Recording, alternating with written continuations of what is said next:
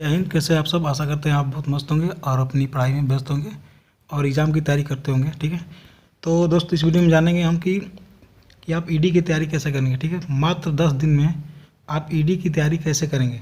ठीक है, आपके पास बहुत टाइम कम बचा है। ठीक है, तो इस समय मैंने स्ट्रेटजी बना रखा है। ठीक है, और इसमें जानेंगे कि 10 दिन में आप अपनी ईडी की तैयारी बेहतर से बेहतर कैसे कर सकते हैं और 50 प्लस मार्क्स कैसे आप ला सकते हैं। ठीक है, अगर इस हिसाब से करेंगे तो 50 प्लस आसानी से ला सकते हैं। ठीक है, 10 दिन का चैलेंज रहेगा, तो उसके हिसाब से आपको अगर फॉलो कर लिए तो अच्छा करेंगे। ठीक है ना, एग्जाम बहुत बेहतर करेंगे। तो ठीक है, आइए हम इसमें विशाल सर आपको बताएंगे कि कैसे क्या करना है आपको। ठीक है, सब उन्होंने स्ट्रेटजी बना रखा है। ठीक है, तो आइए वीडियो को हम शुरू करते हैं। जैसा कि आपको इसके सर ने बताया है कि मात्र 10 दिन में ईडी की तैयारी कैसे करें, तो इसके लिए हम एक योजना बनाए हैं। 10 दिन का एक प्लान बनाए हैं कि हर एक दिन में 10 दिन में एक एक करके क्या क्या क्या टॉपिक उठाएंगे कि हमारा 10 दिन में सिलेबस ख़त्म हो जाएगा।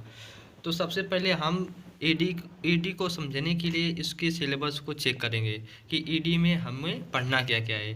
फिर हर एक टॉपिक को एक एक बार देखेंगे कि इस मतलब लेटर में क्या पढ़ना है, स्केल में क्या पढ़ना है, प्रोजेक्शन ऑफ पॉइंट में क्या है। हर एक टॉपिक को इसी तरह करते हुए देख लेंगे। फिर सबसे इजी टॉपिक उठाएंगे। जैसे इजी टॉपिक में आ गया letter, scale, projection of point, projection of line.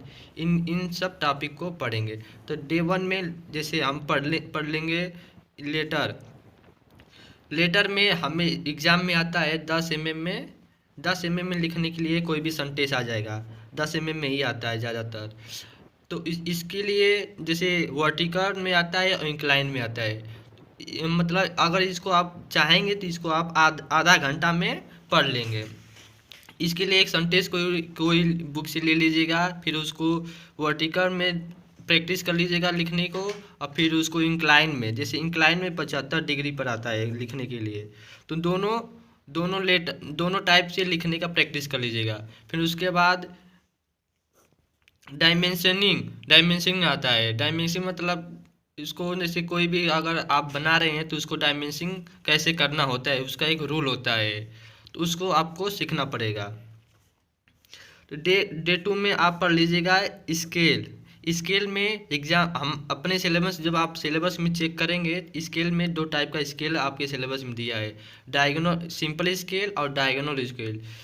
Simple scale तो ज़्यादातर नहीं पूछा जाता है, ज़्यादातर डायगोनल स्केल पूछा जाता है। तो आप डायगोनल स्केल को अच्छे से पढ़ लीजिएगा। और इसमें से एक जैसे 2 क्वेश्चन सिंपल स्केल के और 2 क्वेश्चन डायगोनल स्केल के क्वेश्चन कर लीजिएगा।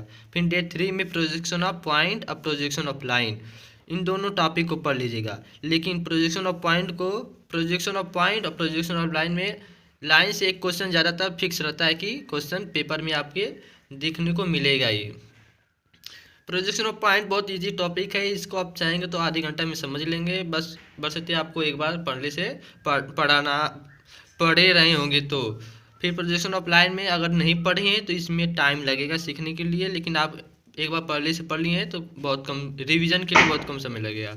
अब डे 4 में आर्थोग्राफिक को समझेंगे। आर्थोग्राफिक में ये कंपलसरी करना होता है। ये 18 नंबर का आपके पेपर में देखने को मिलेगा।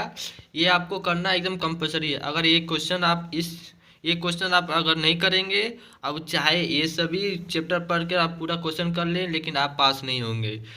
आपका पेपर ही यहीं से शुरू होता है करने के लिए। इसमें से जैसे इसमें जब आप पढ़ेंगे तो अगर 4 टाइप के क्वेश्चन ज़्यादातर होते हैं, अगर उन चारों टाइप को अगर आप समझ लेंगे तो आप इसको इजीली कर लेंगे। तो डे 5 में प्रोजेक्शन ऑफ प्लेन, इसमें प्रोजेक्शन ऑफ प्लेन को समझेंगे। और फिर डे 6 में प्रोजेक्शन ऑफ सॉलिड। इन दोनों चैप्टर में से एक क्वेश्चन फिक्स होता है आने के लिए। अब फिर डे 7 में थ्योरी पार्ट। मतलब किसी किसी बार ऐसा भी हो जाता है कि मतलब ये सब बनाने के लिए नहीं आता है, बनाया कैसे जाता है उसको लिखने के लिए आता है। मतलब कि थ्योरी पार्ट में लिखने के लिए आता है। तो उसको आप एक बार देख लीजिएगा कि आप बाई चांस आपके पेपर में थ्योरी आ जाए तो आप मतलब आपको दिक्कत ना हो, और फिर मतलब आप आसानी से कर लें उसको। अब डे 8 में लाइन, जैसे आप जब पढ़ेंगे मतलब एक पहला चैप्टर आपका आता है लाइन, उसको आप पढ़ लीजिएगा। फिर सिंबल, इसमें लाइन में जैसे आठ आठ 8 से 9 टाइप के लाइन होते हैं, उन सभी लाइन को देख लीजिएगा, उनका यूज कहाँ होता है, बनाया कैसे जाता है।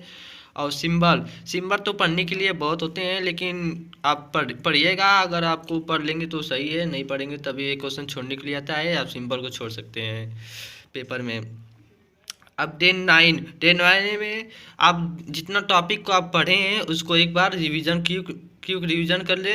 जैसे लेटर में कैसे बनाना है, फिर डायमेंशन क्या है, स्केल में कैसे है, जैसे हर एक टॉपिक को एक बार रिवीजन कर लें। फिर डे 10 में आप 4 साल का पेपर को सॉल्व करें। आपको पता लगेगा कि पेपर में क्वेश्चन किस टाइप से पूछे जाते हैं। और जैसे आपको पढ़ने में अगर कोई भी किसी भी टॉपिक में आपको प्रॉब्लम होती है तो आप कमेंट सेक्शन में कमेंट कर सकते हैं, आपको रिस्पांस मिलेगा। Peace.